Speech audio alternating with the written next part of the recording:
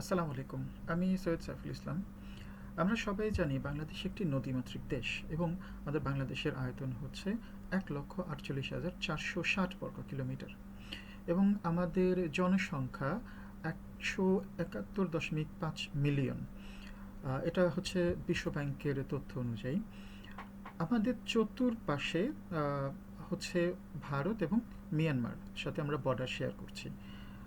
প্রায় ৯৪ ভাগ বর্ডারই আমরা ইন্ডিয়ার সাথে শেয়ার করছি এবং আমি এর আগে আপনাদেরকে যে জিনিসটা বলেছিলাম যে বাংলাদেশকে ধ্বংস করার জন্য ইন্ডিয়ার যে প্ল্যান, এই প্ল্যানের সর্ব বৃহৎ প্ল্যান হচ্ছে বাংলাদেশের তরুণ প্রজন্মকে ধ্বংস করে দেয়া। কিভাবে তরুণ প্রজন্মকে ধ্বংস করে দেয়া যায়, তারই প্রচেষ্টা হিসেবে বাংলাদেশ বর্ডারের সাথে মানে অ্যারাউন্ড দ্য বাংলাদেশ বর্ডার হাজার হাজার, আমি সংখ্যাটা সঠিকভাবে বলতে পারছি না, বাট এটা কমপক্ষে কম করে হলেও ৫,০০০-এর উপরে হতে পারে।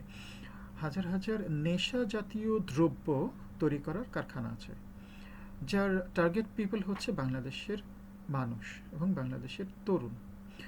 এবং তাদের ট্রেডিং সিস্টেমটা আমি যতটুকু যা শুনেছি বিভিন্নভাবে, ট্রেডিং সিস্টেমটা হচ্ছে বাংলাদেশ থেকে পণ্য যাবে, তার বিনিময়ে তারা নেশা জাতীয় দ্রব্য বাংলাদেশে পাঠাবে।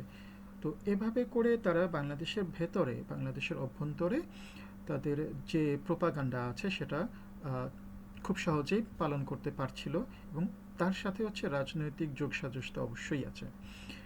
কারণ একটা দেশের তরুণ প্রজন্ম সেই দেশকে যে কোনো উচ্চতায় নিয়ে যেতে পারে। সেই দেশের তরুণ প্রজন্ম যদি মাদকাসক্ত হয়, সেই দেশের তরুণ প্রজন্ম যদি ডিরেইলড হয়, কিংবা মানে লেখাপড়া থেকে শুরু করে দেশাত্মবোধ তাদের মধ্যে না থাকে, তাহলে পরে সেই দেশ কোনোভাবেই সামনের দিকে অগ্রসর হবে না। এটা খুবই স্বাভাবিক এবং এই প্রচেষ্টাটাই ইন্ডিয়া আমাদের সাথে করে চলেছে এবং করেছে, আসলে কন্টিনিউয়াসলি করেই চলেছে। তো আমরা শুধুমাত্র নেশা জাতীয় দ্রব্যই তাদের কাছ থেকে পেয়েছি তা না। তারা দেখা গিয়েছে যে বাংলাদেশের তরুণ প্রজন্মকে ধ্বংস করার জন্য আসলে কি কি দরকার, যা যা দরকার সব কিছু তারা বাংলাদেশের মানুষের জন্য সহজলভ্য করে দিয়েছে।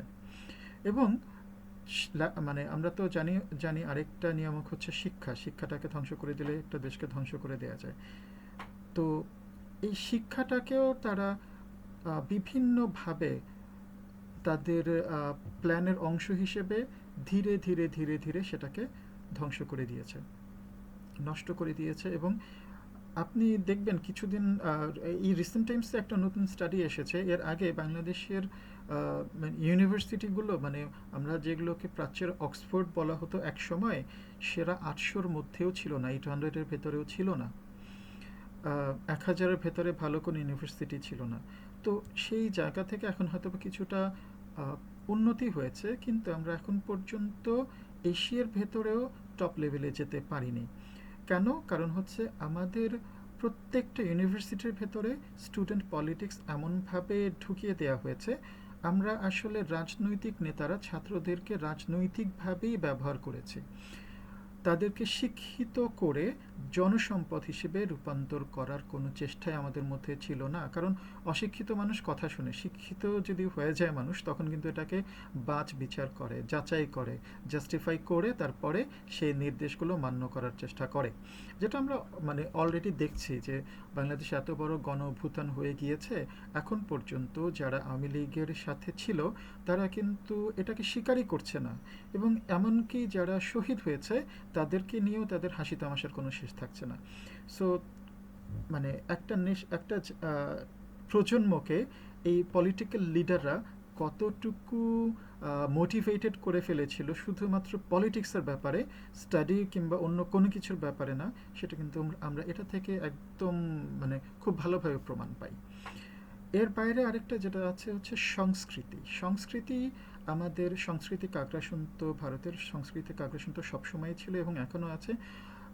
আমাদের একটা সময় গিয়েছে যে আমরা আমাদের বাচ্চারা হচ্ছে বাংলা থেকে বেশি হিন্দিতে কথা বলতে কমফোর্টেবল ফিল করছিল। এটা পরবর্তীতে পরিবর্তন হয়েছে। শুধু এটা সরকারি কোনো ইচ্ছায় পরিবর্তন হয়েছে তা না। শুধু সরকারি ইচ্ছায় পরিবর্তন হলে পরে তো আমাদের গত স্বৈরাচারী যিনি ছিলেন তিনি তো হিন্দিতে গিয়ে কথা বলতেন ইন্ডিয়াতে। বাংলাদেশে বেশ কিছু নেতা ছিলেন যারা কিনা বাংলাদেশে বসেই হিন্দিতে স্পিচ দিতেন। সো তোষামোদের একটা লিমিট থাকে, অবশ্য তাদের কাছে লিমিট ছাড়াই তোষামোদের একটা রাস্তা এটা তৈরি হয়ে গিয়েছিল। তো সাংস্কৃতিক আগ্রাসন শুধু হিন্দি তা না, উগ্রতা থেকে শুরু করে আরও অনেক কিছু আমাদের ভেতরে একদম গেঁথে দেয়া হয়েছে। সেই উগ্রতার রাস্তাটা আমরা চাইলেই এখনই বের করে ফেলতে পারবো না। এটার জন্য আমাদেরকে অবশ্যই কিছু সময় দিতে হবে এবং সেই সময়টাকে ধীরে ধীরে ব্যবহার করতে হবে, আমাদেরকে সেই উপযোগী করে তুলতে হবে। আমরা যদি রাইট ওয়ে চেষ্টা করি, হ্যাঁ আমরা আমাদের সাংস্কৃতিক আগ্রাসন যেটা ছিল সেটাকে মুছে দিয়ে একদম নিট অ্যান্ড ক্লিন হয়ে যাব, সেটা সম্ভব না। আমাদের এর জন্য যেরকম রাজনৈতিক নেতাদের মানে আমাদের মোটিভেশনটা দরকার, সাথে সাথে হচ্ছে পারিবারিক ভাবে আমাদের অনেক মোটিভেশন প্রয়োজন পড়বে। তো এই জিনিসগুলো, এই তিনটা বিষয় যদি আমরা মোটামুটি আমাদেরকে ঠিকঠাক করে ফেলতে পারি, তাহলে পরে আশা করি ভবিষ্যতে আমরা ইন্ডিয়ার আগ্রাসন থেকে বেঁচে থাকতে পারবো। প্রথম কথা হচ্ছে আমাদের বর্ডার ক্লোজ করতে হবে, এবং বর্ডার ক্লোজ করার পরে কোনো ধরনের কোনো নেশা জাতীয় দ্রব্য এক্সচেঞ্জ হবে না। দ্বিতীয় কথা হচ্ছে আমাদের শিক্ষার মান উন্নতি করার জন্য প্রত্যেকটা সরকারি বিশ্ববিদ্যালয় থেকে ছাত্র রাজনীতিটাকে বন্ধ করে দিতে হবে। না তা না হলে অন্ততপক্ষে দলীয় লেজুর বৃত্তিটাকেও যদি তারা বন্ধ করতে পারে তাহলে অনেকটুকু উন্নতি হবে। এরপর মানে সাংস্কৃতিক যে আগ্রাসনটা আছে, এই সাংস্কৃতিক আগ্রাসনটা আমাদের নিজস্ব মিডিয়া যারা আছে তাদের মাধ্যমেই আমরা মোকাবেলা করতে পারবো, কিন্তু সেই মিডিয়াগুলো আসলে এখন পর্যন্ত ভারত মুক্ত না। তো মিডিয়াগুলো যদি ভারত মুক্ত হতো আমাদের এই কাজগুলো আরও অনেক সহজ হয়ে যেত। আশা করি আমরা আমাদের জায়গায় থেকে আমরা আমাদের ভারতের দাস না হয়ে আমরা প্রভু ভৃত্যের সম্পর্কটাকে ভুলে আমরা মাথা উঁচু করে দাঁড়ানোর চেষ্টা করতে শুরু করব এখন থেকেই।